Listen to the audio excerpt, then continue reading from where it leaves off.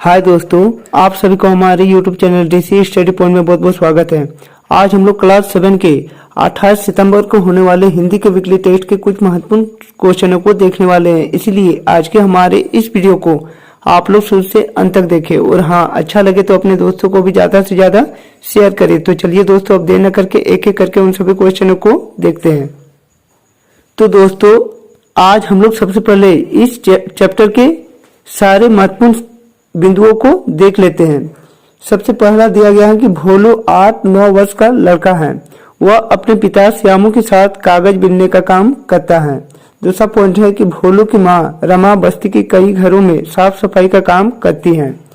तीसरा पॉइंट है कि भोलू इतवार के दिन काम पर नहीं जाना चाहता है क्योंकि उसे दूसरे बच्चों की तरह छुट्टी मनानी है। अगला पॉइंट है कि शेरू भोलू का मित्र है और ढाबे पर बर्तन मांजकर अपनी बीमार माँ के लिए भोजन और दवा का प्रबंध करता है। हमारा अगला पॉइंट दिया गया है कि भोलू ढाबे पर बर्तन मांजने में शेरू की मदद करता है ताकि शेरू का काम जल्द खत्म हो सके और दोनों मिलकर खेलने जा सके। वेंकट अनाथ है, वह शेरू का हम उम्र है और हारमोनियम बजाकर अपना गुजारा करता है। अगला पॉइंट है कि भोलू, शेरू और वेंकट तीनों मिलकर एतवार की रात बिताते हैं। तो चलिए दोस्तों, अब हम लोग आज के महत्वपूर्ण क्वेश्चनों को देखेंगे।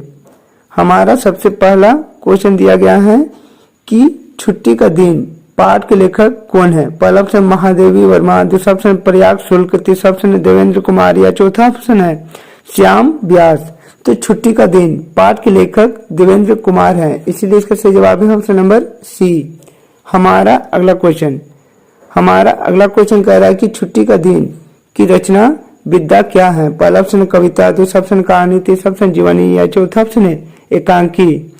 तो छुट्टी का दिन की रचना विद्या एकांकी है, इसीलिए इसका सही जवाब है ऑप्शन नंबर डी। हमारा अगला क्वेश्चन कह रहा है कि भोलू की उम्र क्या है। पहला ऑप्शन 8-9 वर्ष, दूसरा 9-10 वर्ष, तीसरा 10-11 वर्ष या चौथा ऑप्शन 11-12 वर्ष।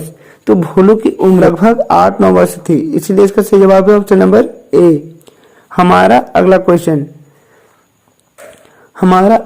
कह रहा है कि भोलू के पिता का क्या नाम है। पहला ऑप्शन है श्यामू, दूसरा ऑप्शन है शेरू, तीसरा ऑप्शन वेंकट या चौथा ऑप्शन है रमा। तो भोलू के पिता का नाम श्यामू है, इसलिए इसका सही जवाब है ऑप्शन नंबर ए श्यामू। हमारा अगला क्वेश्चन कह रहा है कि भोलू की माँ क्या काम करती है। पहला ऑप्शन ढाबे पर बर्तन मांजती है, दूसरा बस्ती के घरों में बर्तन मांजती है, तीसरा ऑप्शन सड़कों पर कागज बीतती है या चौथा ऑप्शन है कपड़े सिलती है। तो भोलू की माँ बस्ती के घरों में बर्तन मांजने का कार्य करती है, इसलिए इसका सही जवाब है ऑप्शन नंबर बी। हमारा अगला क्वेश्चन कह रहा है कि छुट्टी, मेले, त्योहार हमारे लिए नहीं, यह बात कौन किससे कहता है। पहला ऑप्शन है श्यामू भोलू से, दूसरा ऑप्शन है भोलू श्यामू से, तीसरा ऑप्शन है रमा भोलू से या चौथा ऑप्शन है भोलू रमा से। तो छुट्टी, मेले, त्योहार हमारे लिए नहीं, यह कथन श्यामू ने भोलू से कही थी, इसीलिए इसका सही जवाब है ऑप्शन नंबर ए।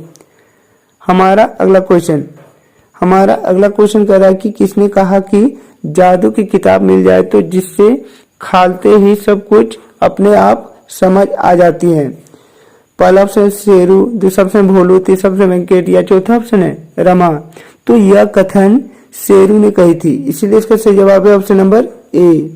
हमारा अगला क्वेश्चन कह रहा है कि हारमोनियम कौन बजाता है। पहला ऑप्शन शेरू, दूसरा ऑप्शन है वेंकट, तीसरा ऑप्शन है भोलू या चौथा ऑप्शन है श्यामू।